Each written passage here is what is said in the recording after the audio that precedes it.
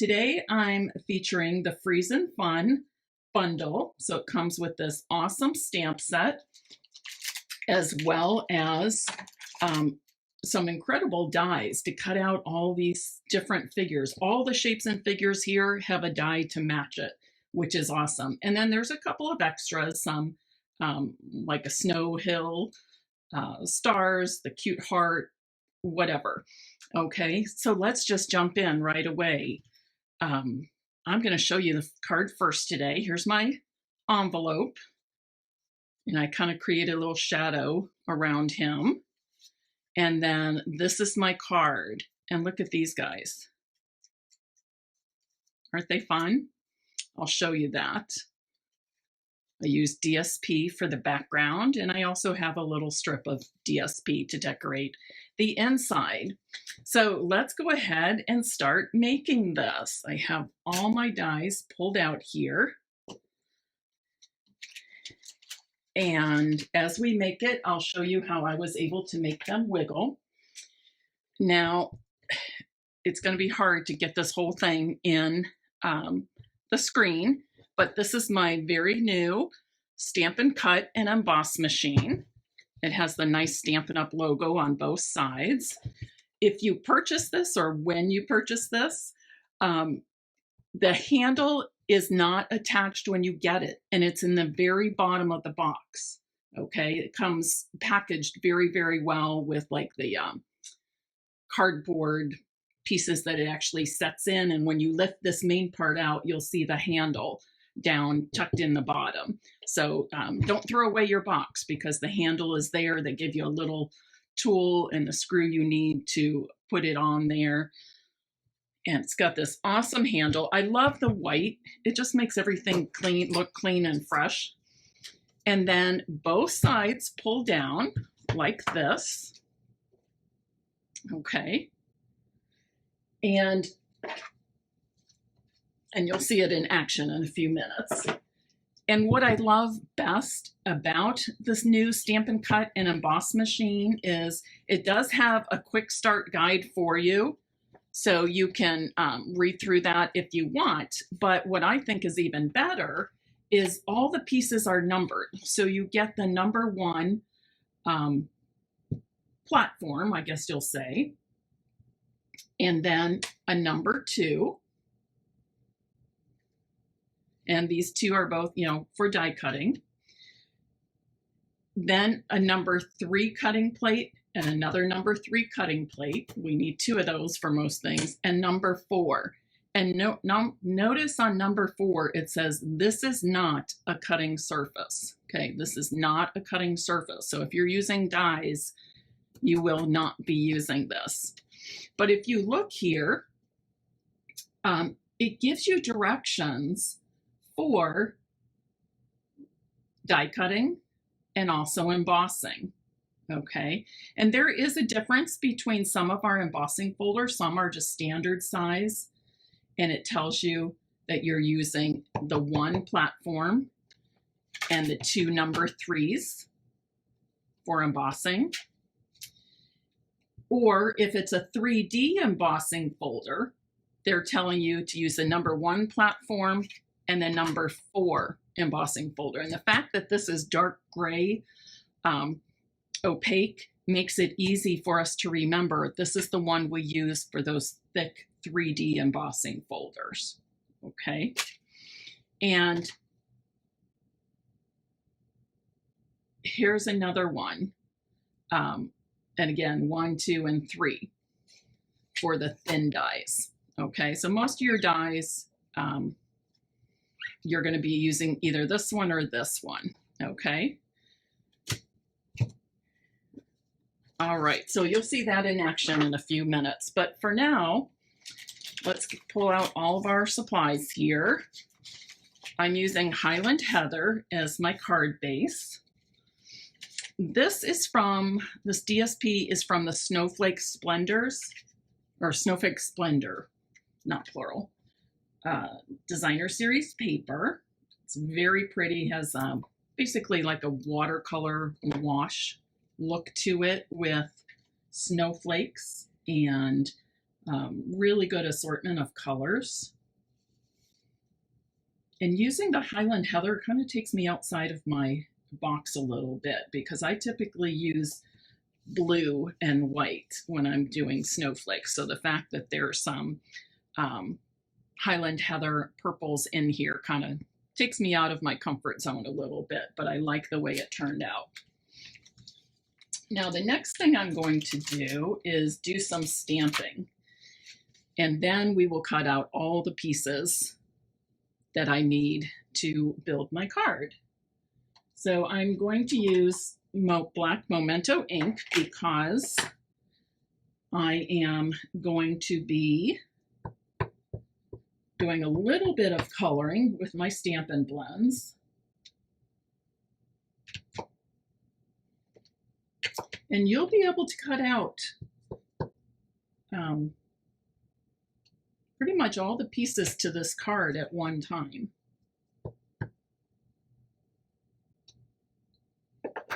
So I'm using one of each of these. I'm just making sure that when I stamp them, I have them spaced well enough that the dies do not overlap at all. And then I'm just going to do some quick coloring. Use Highland Heather for the scarf here. Oops, I wanted to do another dark line here. And I know sometimes people shy away from stamp sets that they have to color, but I hope I can change your attitude on that if you're one of these people, because it really can be quite easy. And it also can be quick. You don't, like on these, you don't necessarily have to color in every single part. Okay, now I'm using some smoky slate. This is, let me look. I have light smoky slate. Oh, here it is.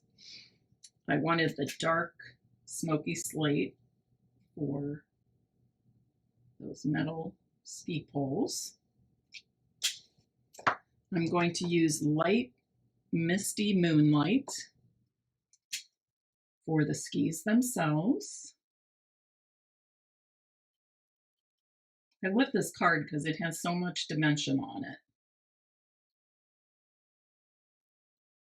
And it's very easy to recreate that dimension.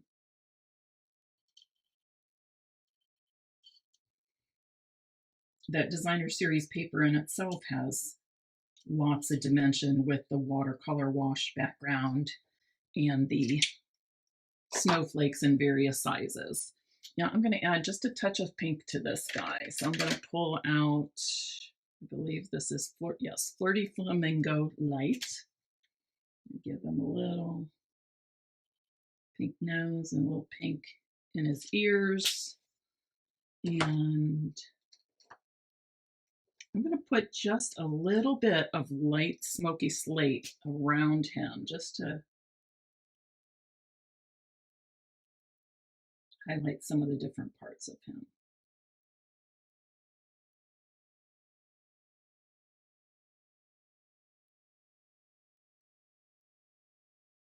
So you can see I'm using my Stampin' blends, but I'm not doing a whole lot of coloring. I think he looks pretty good. Okay, now for the seal, I am going to do, is that a seal or a walrus? I think it's a seal, right? So I'm using Smoky Slate Dark to just add some little accents here.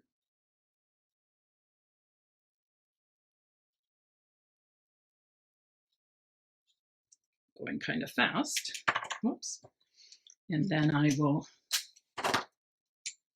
fill in and blend with the light shade of Smoky Slate.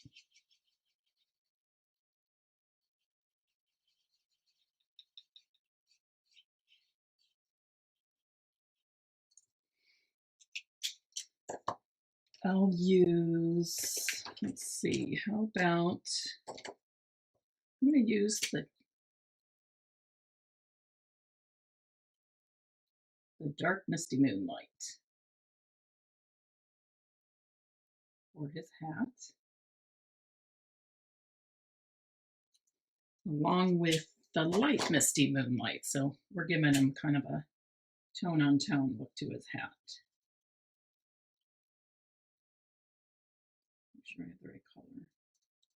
Not much difference between the two, but I think it will show up more as the ink dries.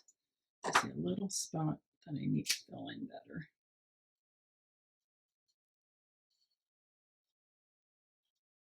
Okay. There, I think he looks pretty good. You might need just a little bit more accent from that dark shade of smoky slate. Across here too. It's a little shadow from his head. All right, I'd say he looks pretty good. Now, again, for the trees, I'm not going to color everything in. And these stamps make it easy because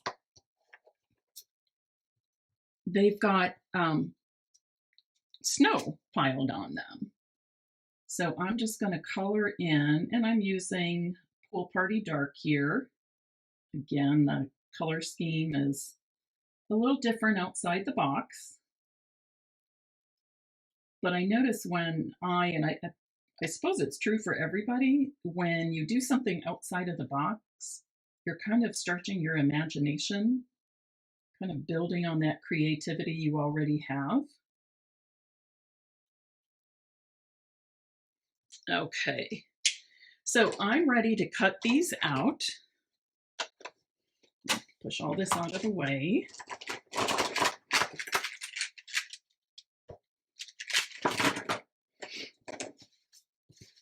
And when I cut these figures out, I'm also going to cut out 2 mounds of snow. And I'm going to do it, this might be a little wide. I wonder if I should, well, it's okay, we'll work with it. So what I'm doing is actually cutting 2 at once. So take a rectangle. The other one I did, I believe, was like 1 3/4. I think this is more like 2 inches. But I'm going to cut 2 at once by putting it in the center. And I can either use it on the same, both on the same card like I did on the first one, or I can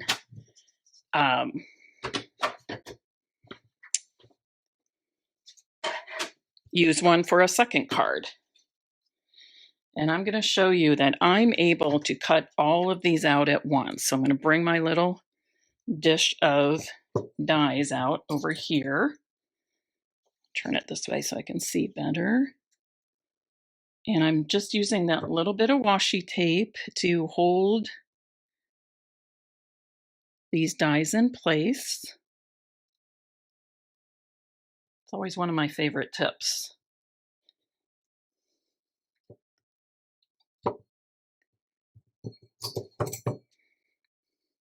If you have one of these little magnetic dishes, they're so handy, and it really helps to keep all your dies in one place so that you don't lose them. This one came from my friend Ramona, and maybe she got it from a hardware store. I don't really remember.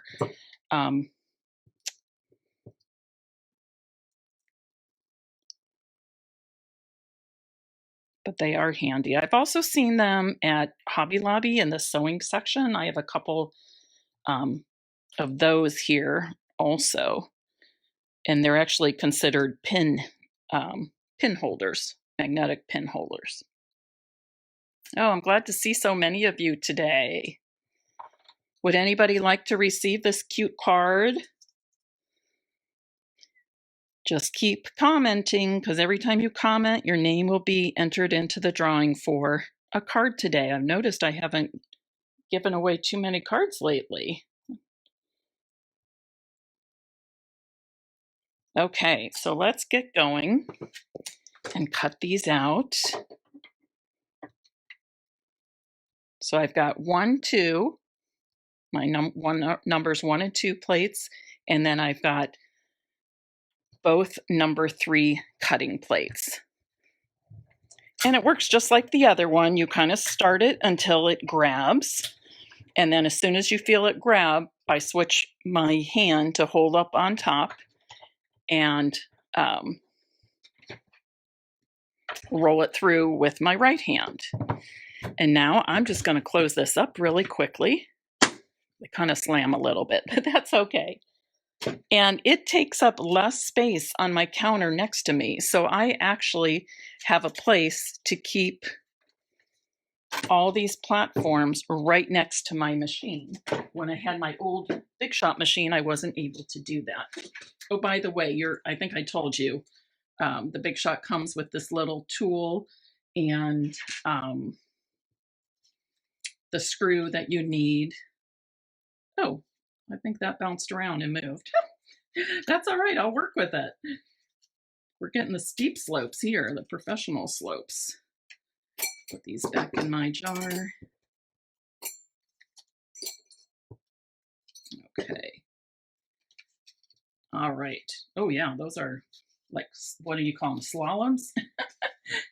We might be trimming those up a bit. And I should have attached them before I put them on my card. So I'm just going to do something like this. But I goofed in that I should not have put my DSP on yet. See, I'm jumping ahead. I'm all worried about my iPhone working, so I'm jumping ahead. So I'm just going to cut another piece and show you that, and then I'll just put it right over the top of the card. So I'm cutting this 5 1/4 by 4 inches.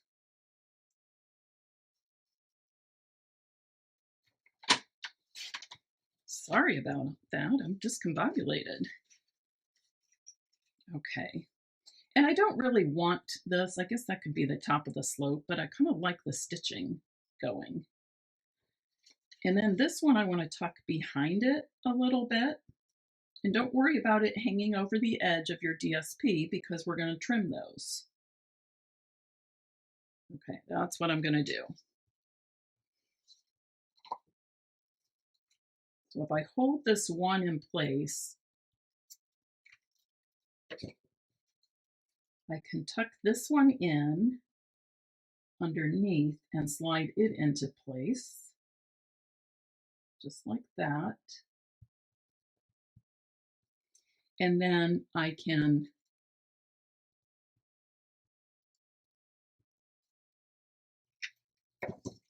glue the second piece right on top. Now, if it hadn't bounced around and my stitching had gone right to the end, I guess I should have put washi tape on that one too. I did it in a hurry. Then my ends would at least match up and you could just snip off the little bits. But you know how to do this stuff. Trimming off the edges. Just line up your cardstock just as if you're cutting the same. So this is like a 4-inch cut here. And then this one is 5 1/4. And I think when you are cutting the edges, if you do it with your paper trimmer, your paper cutter, you get a much cleaner lines than if you are doing it with your scissors. So that's what I like to do. Okay, so I'm going to add a few things here. This big tree, I'm going to add with dimensionals.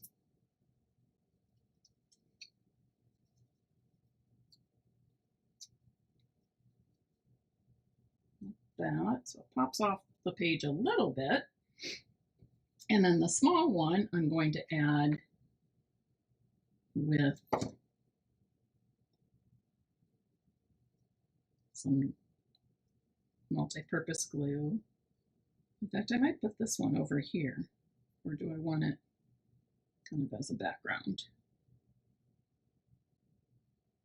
I'll put it there. Maybe a third tree would be cute right there on that hilltop. Now, for these fun guys, see how they're bouncy? I found this product called Action Wobbles, mini action springs, and they are so fun. I found them on Amazon. I've used them a couple years ago. I know I have more, but they're still lost since the move, along with my washi tape and a funny coaster a friend gave me. But hopefully I will discover that sometime soon when I get through the rest of my boxes. But why unpack boxes when I can be crafting with you, right?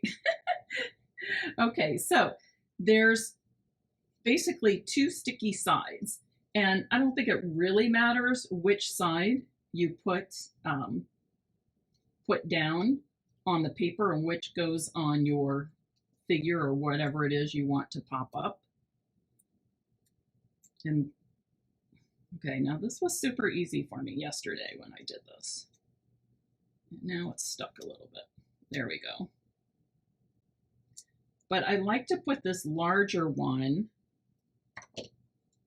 and again, it doesn't really matter. It's just, you can try them both ways and see. And maybe it depends on what you're popping up also, because I like it to be hidden. I like the adhesive to be hidden back here. All right.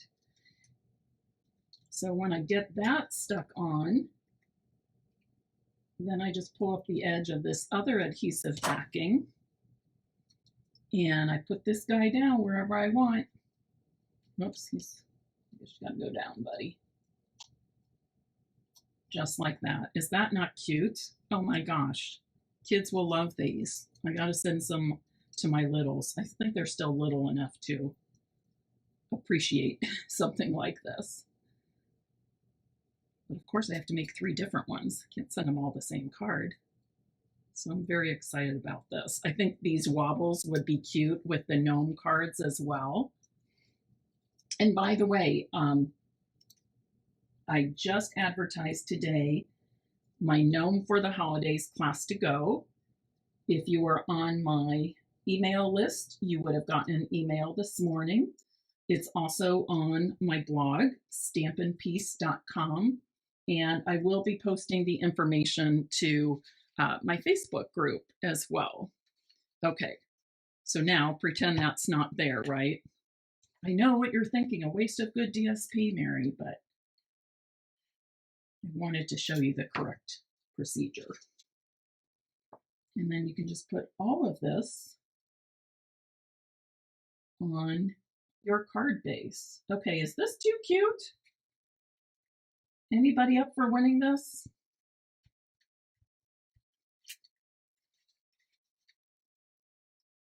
Now, as far as embellishments, and of course, you can decorate your envelope. I hadn't used the penguin on my card, so I put him on the front of the envelope so kids or whoever gets to enjoy 3 fun characters. Now, as far as embellishments, I pulled out 3 different things. Basic rhinestones would work great. We have the snowflake sequins, tiny little white iridescent snowflakes. Okay. You'll need a dab of glue when you're laying those down. I have these adhesive backed snowflakes. Now on these sequins have the hole. These do not have the hole. And what I love is there's kind of 2, can you see this? Kind of 2 color schemes going, kind of an iridescent pink, and then this one is more of an iridescent green blue. Okay, this is more whitish to pink, and this is more green blue, and a tad of purple. And then the other embellishment that I thought would work nicely on here are these blue adhesive back gems. And these come in 3 different sizes, no, 2 different sizes, and 2 different shades of color. Okay. Did the glittery crystal effects carry over? Gosh, Roz, I don't know. I have some, but that would look neat. If it did, That certainly would look neat. Okay, on the first one, I used the adhesive back snowflake sequence. So I'm going to change this up a little bit and use these little blue faceted gems. I don't know where I want them. Here. I'm going to use the smallest size. I think the large might be a little bit overpowering for this card. Whoops. There we go.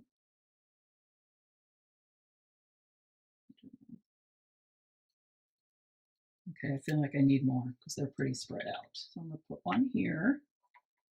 And then I'm also going to put one maybe right here. Okay, cool. I love it. Okay, one more embellishment that many people don't often think of as an embellishment, but I think of it as an embellishment, and that's Wink of Stella. You could put Wink of Stella on any of this, all of this. I'm going to add it to the snow on my trees. I'm going to do this on the first card, my sample card, so I think I'm going to add that.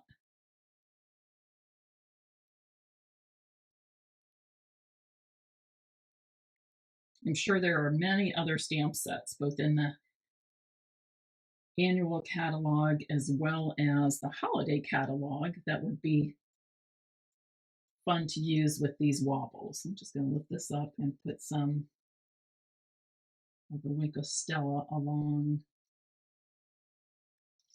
the tops of the snow hills.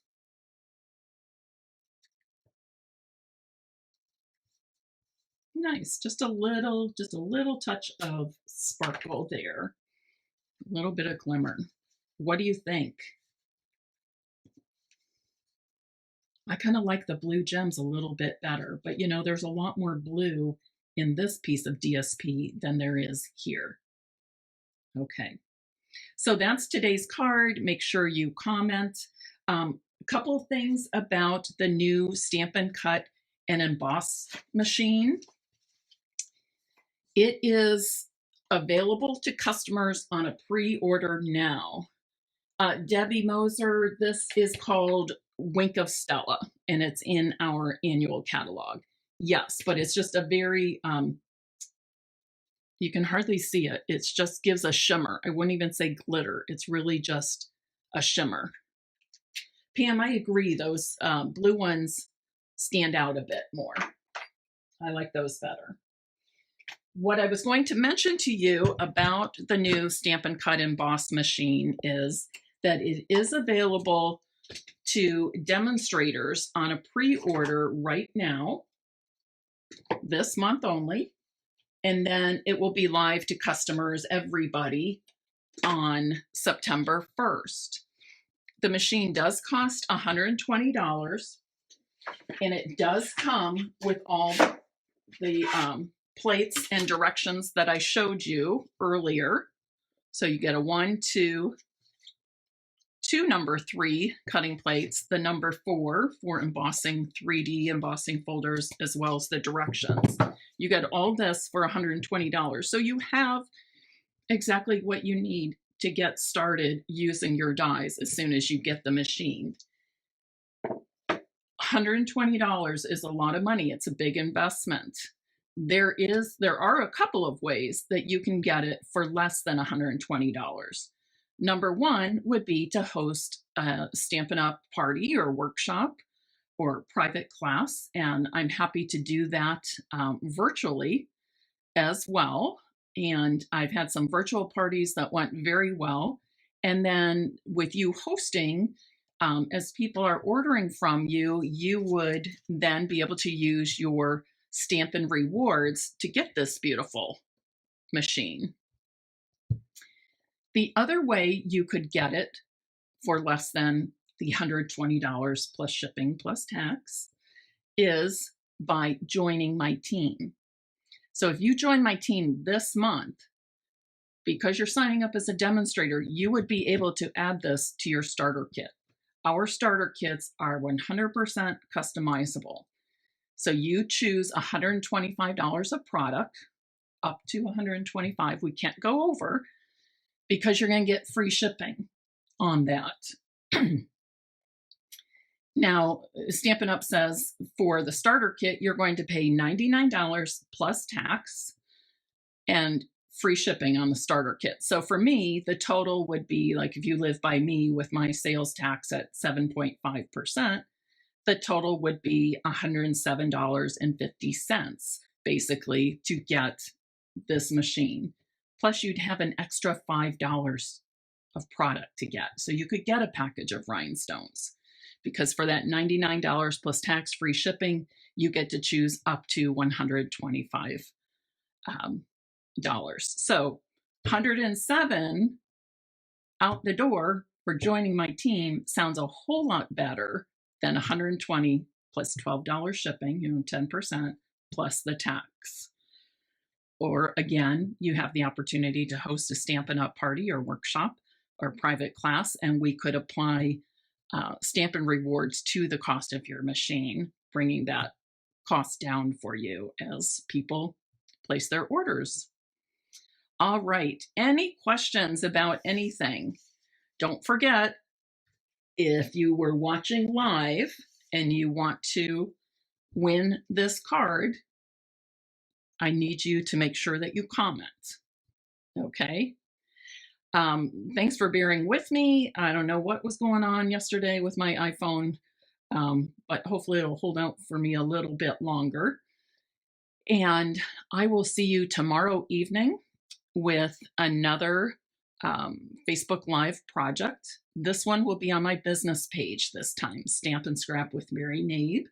And I think I'm going to be doing a couple of cards with embossing folders. So once again, showing the new Stampin' Cut and Emboss machine and how it works well with our embossing folders. So have a great day. Thanks for joining me. Bye-bye.